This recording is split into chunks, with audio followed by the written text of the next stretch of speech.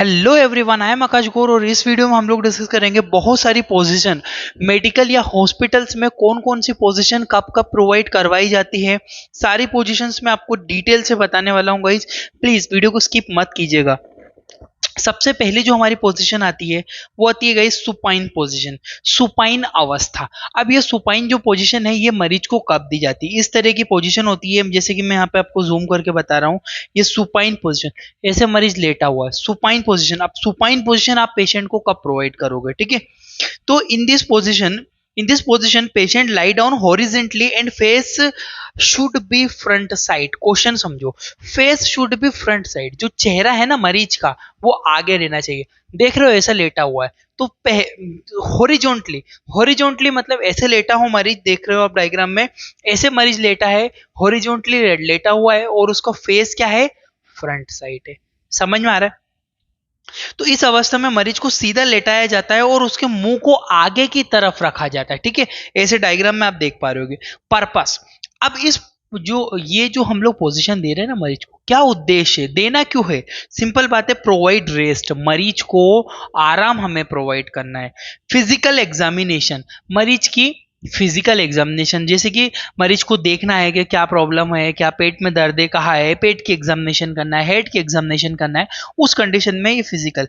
Vital sign, सभी प्रकार के वाइटल साइन, बीपी लेना है, H2O2 देना, पल्स रेट देखना, उसकी उसकी रेस्पिरेशन रेट देखना, ये सारी चीजें हम लोग इस पोजीशन में देख सकते हैं। इसके अलावा लेप्रोटोमी, लेप्रोटोमी यदि कोई करना हो, लेप्रोटोमी के लिए भी मतलब एक अच्छी पोजीशन मानी जाती है, क्योंकि लेप्रोटोमी डायरेक्टली हम लोग इससे कर सकते हैं, ठीक है। अवॉइड, ये पोजीशन हमें कब कब अवॉइड करना चाहिए ये समझो। ये पोजीशन स्पाइनल प्रॉब्लम, यदि किसी को मरीज को बैक प्रॉब्लम है, किसी मरीज को स्पाइनल में प्रॉब्लम है, तब इस पोजीशन को कंप्लीटली अवॉइड हमें करना है। दूसरी बैक सर्जरी, यदि किसी कमर की किसी व्यक्ति की सर्जरी हुई है, तब ये पोजीशन हमें कभी भी नहीं देना होती है, ठीक है। दो पोजीशन में अवॉइड कर रहे हैं हम लोग, एक तो स्पाइनल प्रॉब्लम हो गई, दूसरी हो गई उसको बैक सर्जरी, यदि उसकी बैक कमर की सर्जरी हुई है तब भी। तो याद रखना गाइस, इसका उद्देश्य सुपाइन पोजीशन होती है, प्रोवाइड रेस्ट, मरीज को आराम देने के लिए देते हैं। फिजिकल एग्जामिनेशन और वाइटल साइंस, सभी प्रकार के बीपी वगैरह लेना, H2O2 पल्स ऑक्सी, ये सारी चीज देखना। लेप्रोटोमी वगैरह करने के लिए स्पेशल पोजीशन होती। जल्दी से आप लोगों को इसका स्क्रीनशॉट ले लो, फिर आगे बढ़ता हूं। तक चीजें क्लियर हो गई थी, आगे बढ़ता हूं। अब आती है प्रोन पोजीशन, ठीक है। प्रोन पोजीशन में क्या करते हैं, प्रोन में मतलब उल्टा लेटा दिया जाता है, ठीक है। प्रोन पोजीशन में मरीज को उल्टा ले जाते, प्रोन अवस्था। प्रोन अवस्था में क्या करते हैं, इन this position patient lie down flat on the chest down, मरीज की छाती को डाउन करते हैं, उल्टा लेटाते हैं, ठीक है। पहले फेस आगे था, ठीक है। सुपाइन पोजीशन में क्या था, पेशेंट हॉरिजॉन्टली लेटा हुआ था। बाकी प्रोन पोजीशन में मरीज को प्रोन यानी कि उल्टा लेटाया जाता है, छाती के बल लेटाया जाता है। इस अवस्था में मरीज को उल्टा छाती के बल लेटाया जाता है। उद्देश्य, क्या पर्पस होता है, अब इसका पर्पस क्या है, ये सिंपल पर्पस है, प्रोवाइड रेस्ट, मरीज को पहली बात तो आराम देने के लिए भी यूज करते हैं। इसके अलावा बैक इंजरी, ये बैक सर्जरी, पीठ में कोई इंजरी हुई है, पीठ में यदि कोई सर्जरी हुई है, उस कंडीशन में भी हम लोग ये यूज कर सकते हैं, ठीक है गाइस। तो प्रोवाइड रेस्ट और बैक इंजरी या बैक सर्जरी वगैरह कुछ हुई है, उस अवस्था में हम लोग मरीज को ये वाली प्रोन पोजीशन प्रोवाइड करते हैं। याद रखना इंपॉर्टेंट है, यदि कोई स्पाइनल की सर्जरी करनी हो तब भी यही प्रोन पोजीशन ही प्रोवाइड की जाती है। स्क्रीनशॉट ले लो आप लोग इसका। आगे बढ़ता हूं मैं। एक और होता है हिप जॉइंट एग्जामिनेशन, इसमें एक और यूज है इसका, हिप जॉइंट एग्जामिनेशन। यदि हिप जॉइंट का अध्ययन आपको करना है, हिप जॉइंट की स्टडी आपको करनी होती है, तब भी इस पोजीशन का इस्तेमाल किया जाता है, चीज ध्यान रखना। आगे बढ़ता हूं, इसका स्क्रीनशॉट ले लो पहले प्लीज, जल्दी स्क्रीनशॉट ले लो गाइस। आगे बढ़ता हूं मैं। एक होती है आपकी फाउलर पोजीशन, ठीक है। फाउलर पोजीशन क्या होती है समझिए। Fowler position, in this position patient seated 45 to 60 degree angle, ठीक है। मरीज को बिठाया जाता है, ना तो बिठा रखा है ना लेटा रखा है, ठीक है, बीच की अवस्था में वो, ठीक है। इसमें बोल रहा है कि इस अवस्था में मरीज को 45 से 60 डिग्री एंगल में बिठाया जाता है, ठीक है, उसमें बिठाया जाता है। इसमें करना क्या होता है, पर्पस, उद्देश्य। अब हम इसको क्यों यूज करेंगे, इसका काम क्या है, सिंपल बात है भैया। पहली चीज रिलीफ मरीज को डिस्पेनिया डिस्पेनिया हो रहा है। डिस्पेनिया का मतलब क्या होता है? डिस्पेनिया मतलब जो होता है मरीज को सांस लेने में यदि समस्या हो, यदि मरीज को सांस लेने में समस्या, कोविड में ये पोजीशन बहुत ज्यादा दी गई थी क्योंकि मरीज को डिस्पेनिया हुआ था, सांस लेने में अत्यधिक समस्या होती।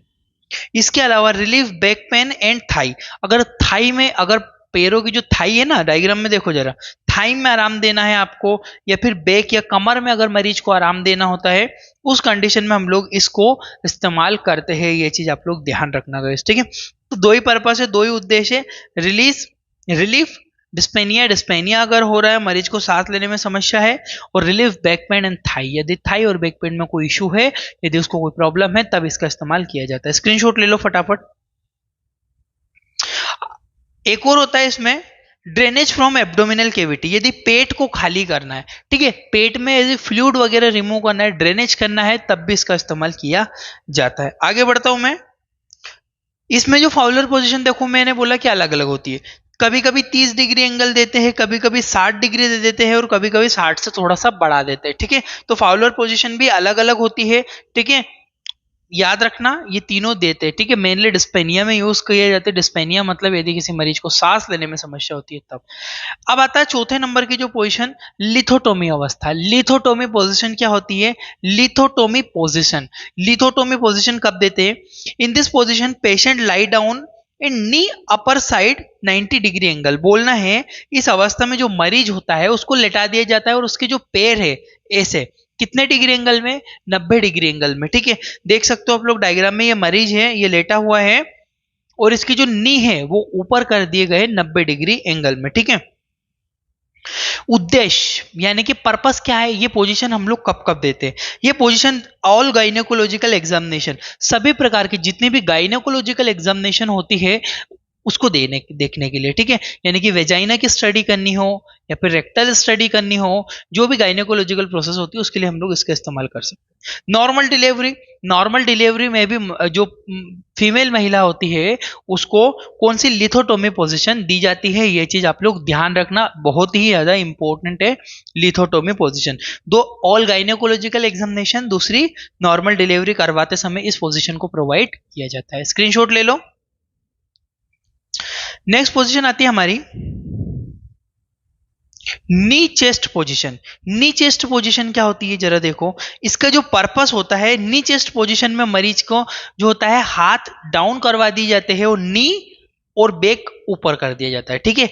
ये जो होती है रेक्टल एग्जामिनेशन और वेजाइना एग्जामिनेशन, ठीक है। यदि वेजाइना की एग्जामिनेशन करनी हो, स्टडी करनी हो, और रेक्टल एग्जामिनेशन करनी हो, तब इसका इस्तेमाल, और सिग्मोइडोस्कोपी, सिग्मोइडोस्कोपी क्या होती है गाइस? सिग्मोइडोस्कोपी रेक्टल के अंदर ही करते हैं, तो याद रखना सिग्मोइडोस्कोपी में भी यूज किया जाता है। वेजाइनल एग्जामिनेशन में नी चेस्ट पोजीशन, नी चेस्ट पोजीशन, ठीक है। ये भी इंपॉर्टेंट है गाइस, बहुत बार नोट सेट में पूछे जाते हैं इमेज बेस्ड क्वेश्चन कि ये वाली पोजीशन कौन सी, तो याद रखना नी चेस्ट पोजीशन होती है। स्क्रीनशॉट ले लो। नेक्स्ट पोजीशन पे हम लोग बढ़ते हैं। अब आती है नेक्स्ट जो पोजीशन आती है ट्रेंडलबर्ग पोजीशन, ठीक है, ट्रेंडलेनबर्ग, ठीक है। ट्रेंडलेनबर्ग पोजीशन में क्या करते हैं, मरीज को देखो चेहरा पूरा नीचे डाउन है और पैर ऊपर है, ठीक है। पर्पस क्या होता है इसका? मेन हाइपोटेंशन, जब पेशेंट का बीपी कम हो जाता है, रक्तदाब बहुत ही ज्यादा कम हो जाता है, तब इस अवस्था को दिया जाता है। पेल्विक एग्जामिनेशन, यदि मरीज की पेल्विक एग्जामिनेशन हमको करना है, पेल्विस अगर देखना है, तब भी इसका इस्तेमाल करते हैं।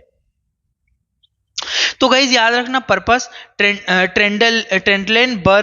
ट्रेंडलेनबर्ग पोजीशन जो होती है मेन दी जाती है हाइपोटेंशन में। हाइपो मतलब रक्तदाब जब कम, बीपी जब ब्लड प्रेशर कम हो जाता है, तब ये अवस्था मरीज को हॉस्पिटल में दी जाती है। इंपॉर्टेंट है, ये भी पूछी जाती है। लो जल्दी स्क्रीनशॉट, फिर आगे बढ़ता हूं मैं। अब आता है रिवर्स ट्रेंडलेनबर्ग पोजीशन, रिवर्स, रिवर्स कर दिया। पहले जो देखो, पहले जो मरीज था ऐसे सर नीचे था, पैर ऊपर थे, अभी क्या करा, सर ऊपर कर दिया हल्का और पैर डाउन कर दिए, ठीक है। ये जो पोजीशन होती है, इसका जो पर्पस होता है GERD, gastro oesophageal reflex disease, एक बीमारी होती है गैस्ट्रो एसोफेगल रिफ्लेक्स डिसीज, उसमें ये पोजीशन दी जाती है। क्वेश्चन नंबर 60 में पूछा गया है, ठीक है, कि जो होता है GERD जो डिसीज होती है उसमें कौन सी पोजीशन प्रोवाइड करते हैं? रिवर्स ट्रेंडलेनबर्ग पोजीशन इस्तेमाल की जाती है। इंपॉर्टेंट है ये भी, स्क्रीनशॉट ले लो। आगे बढ़ता हूं मैं नेक्स्ट पोजीशन पे, रोज पोजीशन। रोज पोजीशन में क्या करते हैं, मरीज के गले के नीचे एक तकिया लगा दिया जाता है, उससे होता क्या है, सर ऊपर उठ जाता, गला ऊपर, यानी कि गले के यहाँ पे डायग्राम में देखो जरा, यहाँ पे नीचे ना एक तकिया लगा हुआ है, एक पिलो लगा दिया गया है, तो सर थोड़ा सा ऊपर उठ गया, ठीक है। पर्पस इसका मेन जो होता है, GIRD गैस्ट्रोइसोफेगल रिफ्लेक्स डिसीज में भी इसका इस्तेमाल किया जाता है। नेक्स्ट जो डिसीज आती है कार्डियक पोजीशन। कार्डियक पोजीशन क्या है, ये वाली, आप हेड डाउन करते हो उसी प्रकार से कार्डियक पोजीशन होती है, इसमें जो नी रहती है वो स्ट्रेट रहती है, ठीक है। इसका जो पर्पस होता है वो होता है सीवियर डिस्पेनिया, यानी कि सांस लेने में यदि आपको अत्यधिक समस्या हो रही है, बहुत ज्यादा सांस लेने में प्रॉब्लम हो रही है, तब पर पेशेंट को कार्डियक पोजीशन दी जाती है, ठीक है गाइस। इंपॉर्टेंट याद रखना, कार्डियक पोजीशन कब दी जाती है, सीवियर डिस्पेनिया में। स्क्रीनशॉट ले लो। आगे बढ़ता हूं मैं, जो होती है वेल्सर डिसीज होती है, सॉरी वेल्सर अवस्था, वेल्सर पोजीशन होती है, वेल्सर पोजीशन दी जाती है। इसका पर्पस मेन होता है फोर्सेप डिलीवरी। फोर्सेप किस थ्रू, अगर डिलीवरी नॉर्मल जो डिलीवरी होती है फोर्सेप वगैरह यूज करते हैं, उस कंडीशन में इसका इस्तेमाल किया जाता है, और गाइनेकोलॉजिकल एग्जामिनेशन के लिए भी इसका इस्तेमाल किया जाता है, ये ध्यान रखना। स्क्रीनशॉट ले लो वेल्सर पोजीशन का। आगे बढ़ता हूं मैं, नेक्स्ट आती है सिटिंग पोजीशन। सिटिंग पोजीशन कब दी जाती है, सिटिंग पोजीशन सबको पता है कि अलग अलग प्रकार के physical examination, head and neck examination अगर करना है मरीज को, वाइटल साइंस वगैरह अगर लेना है, इन सब कंडीशन में लेते हैं, ठीक है। तो सिटिंग पोजीशन नॉर्मली होती है, सबको प्रोवाइड की जाती है, कंफर्टेबल पोजीशन होती है। स्क्रीनशॉट ले लो। नेक्स्ट पोजीशन आती है डोर्सल रिक्यूमेंट पोजीशन। डोर्सल रिक्यूमेंट पोजीशन जो होती है कब देते हैं, ये मेनली जो इसका पर्पस होता है वो दी जाती है वेजाइना एग्जामिनेशन। यदि वेजाइना की एग्जामिनेशन करनी होती है तब वेजाइना एग्जामिनेशन में इसका इस्तेमाल किया जाता है, ठीक है, वेजाइना के अध्ययन में। रेक्टल एग्जामिनेशन, यदि रेक्टम की एग्जामिनेशन करनी हो तब भी इसका इस्तेमाल किया जाता है। इसके अलावा फॉर कैथेटराइजेशन, फीमेल में यदि कैथेटर लगाना है, फीमेल में यूरिन कैथेटर लगाना है, तब भी इसका इस्तेमाल किया जाता है। इंपॉर्टेंट पोजीशन है, इसका भी याद रखना, स्क्रीनशॉट ले लो। आगे बढ़ता हूं मैं, नेक्स्ट जो पोजीशन है सिम्स पोजीशन। सिम्स पोजीशन में पेशेंट का एक पैर ऊपर है, बाकी का नीचे, और वो प्रोन पोजीशन में लेटा हुआ है, देखो डायग्राम में आप लोग। इसका जो पर्पस होता है, ये पोजीशन एनिमा वगैरह, एनीमिया नहीं सॉरी, एनिमा जो लगाते हैं ना, उसके लिए इस्तेमाल करते हैं। एनिमा क्या होता है, डिटेल से वीडियो डली हुई, जाके देख सकते हो। रेक्टल एग्जामिनेशन यदि करनी है तब भी इसका इस्तेमाल किया जाता है, ठीक है। सिम्स पोजीशन याद रखना, स्क्रीनशॉट ले लो। आगे बढ़ता हूं, जेक नाइफ पोजीशन। जेक नाइफ पोजीशन कब दी जाती है मरीज को, जेक नाइफ पोजीशन जो होती है एनिमा वगैरह लगाना है तब दी जाती है। रेक्टल सर्जरी, यदि रेक्टम की कोई सर्जरी करनी हो तब भी इसका इस्तेमाल किया जाता है, ठीक है। आई होप कि आपको इतनी पोजीशन समझ में आई होगी। मैं और इमेज बेस्ड क्वेश्चन लेकर आने वाला हूं, तब तक आप लोग चैनल को सब्सक्राइब, वीडियो को लाइक कर लीजिए, और बहुत सारी वीडियो मेरे चैनल पर डली हुई है, जाके नॉलेज से रिलेटेड वीडियो आप लोग देख सकते हो। थैंक यू फॉर वॉचिंग, आपका अपना इंडियन मेडिकल लेक्चर।